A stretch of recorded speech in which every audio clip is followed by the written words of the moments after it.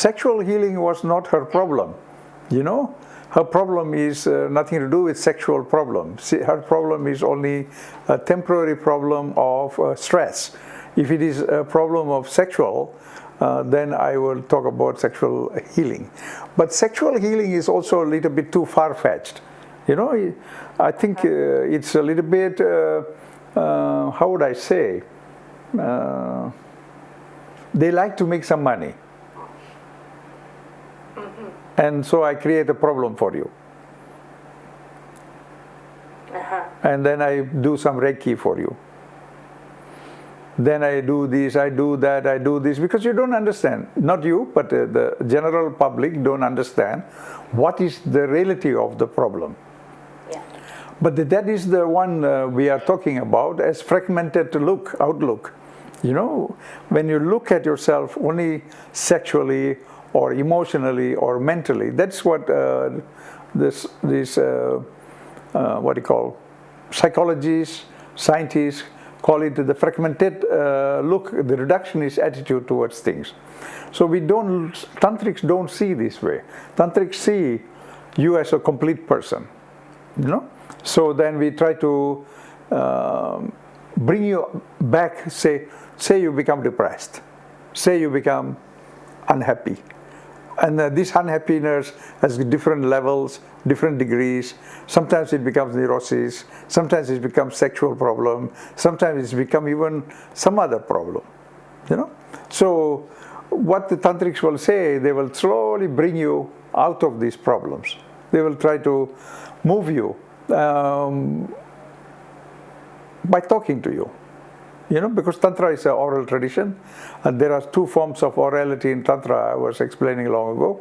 One is we have therapy by talking, and the other one is actually the orality of Om, which you study the Paratrishika. You know, that is the oral thing that you are from Om, Para, you know, Para, Pashyanti, Madhyama, Vaikari, you know, and the three goddesses Para, Apara, and Apara. So that is how Tantrics will look at you, as the complete expression of these goddesses. Yeah? So we won't say you got a sexual problem. We won't say you got this problem. We won't say you got a liver problem. Instead of saying like that, we look the other way around. You're a complete person, and why is it not functioning at this present moment? You know, so then we will say, okay, maybe you're going through stress at this moment. Maybe it is hypertension. Many years of going through stress causes these problems, maybe. So we'll remove the environment. We will change the environment for you. You know, we don't go into this magical, you know, operation of, you know, la la li li lu lu. You know, we don't do that. Tantrics don't do that. Dalai Lama doesn't do that. You see, Dalai Lama doesn't have even a place for you to go and do that. There is somebody there who's doing the Tibetan medicine. It's called Mensikyang, the place. But they are doing separately from the Dalai Lama. Dalai Lama will never talk about healing, because he also is a Buddhist Tantric, so he will see you as a complete person. You know? So this technique-oriented thing is actually not from the ancient cultures. Not from any one of the ancient cultures. It's a very modern issue, you know, modern way of looking at it. And that is why Dr. Fritjof Capra has wrote that book, The Tao of Physics and the Turning Point, where he calls it the reductionist problem. We reduce everything to cells. We reduce everything to atoms. We look at it, everything as bits. We never know what the whole thing is. We never look at it as the divine, the God, the Brahman. We don't see that way. We see only particles. So he calls it the reductionist attitude. And then David Bohm, which is another scientist, he calls it as regression. No, not regression. What I was just talking, I forgot. You know, it's similar. Fragmentation. He calls it fragmented. Yeah. So what they are trying to say is that this has been our problem, a cultural problem for us for the last 200 years maybe. We are looking at it this way. Before that, we never looked at it this way. The whole world didn't look at it this way. It's a modern problem because we didn't understand the ancient world. We didn't understand the ancient culture. The ancient culture is saying something very beautiful. You know, it's not about making money out of you. It's about looking at you as a divine being. And you believe in the, the collective consciousness, which our uncle Carl Jung is talking about, so cleverly, the collective consciousness. Yeah, from the collective consciousness we can heal you, no? If everybody around you is happy, you are happy. If everybody around you is angry, you are also angry. So the healing process can be taken as a community process. It can be taken as a collective process, healing process. So then we look at it from different perspective. And the tantrics heal you this way. They change your location for you. They change what is immediately affecting you. That's how they will change it.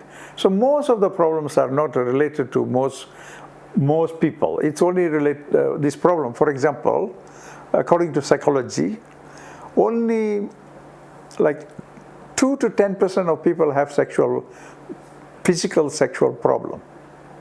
2%. The rest, 98%, is mental problem. Psychology, I'm not talking about it. You go and check the books written by Masters and Johnson. They were doing a lot of research. Alfred Charles Kinsey, Masters and Johnsons, they were doing a lot of research. And they are the grandfathers of this form of looking at it, sexual healing.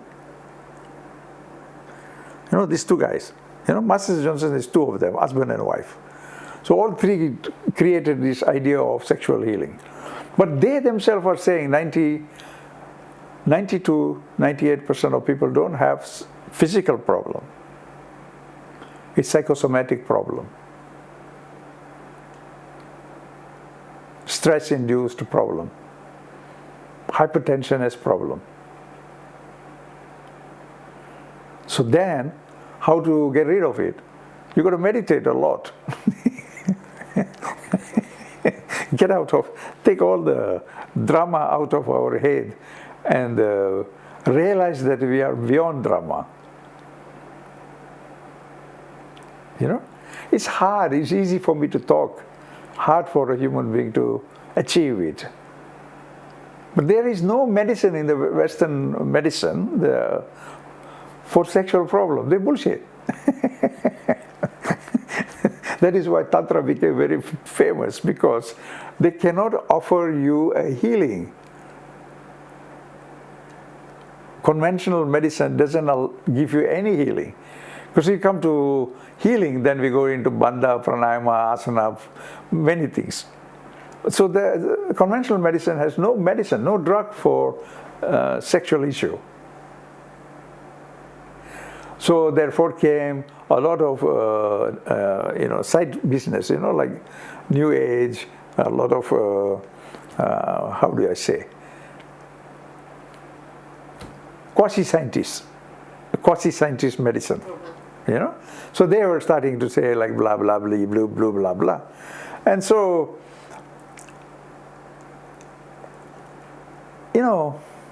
it's a sad world when somebody else is suffering. I make just money out of it. It's not nice. It's not nice. I'd rather be straightforward, honest, and share the real knowledge. But the real knowledge, then you are doing it every day anyway.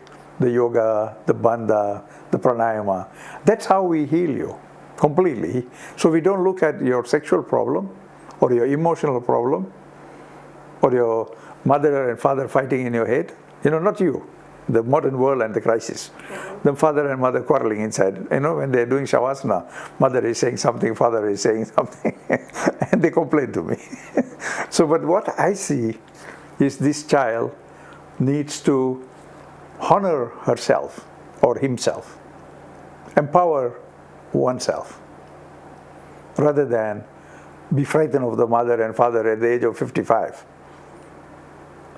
You're frightened of the mother and father at the age of 2, I can understand. 55, you're still frightened of your mother and father, I cannot understand. I really cannot understand. So I'm saying, like, drop that fear and then you will realize who you are. It's a realization. It's not something like I think about it. You have to realize it. Then life changes. Then, of course, in the Tantra world, we look at prana, or chi in Chinese language, or ki in Japanese, and we alter this. The process of altering is through, in the Indian world, is yoga, bandha, pranayama, meditation, like this. In the Kung Fu world also similar, but they do Kung Fu. But nowadays Kung Fu fighters are so busy wanting to become Bruce Lee, they forget the science. So then we have so many issues, can be done through so many ways. Medicine, herbs, healings are many. But the processes are complex to learn. You can, but you have to understand Ayurveda or Chinese medicine or Japanese medicine.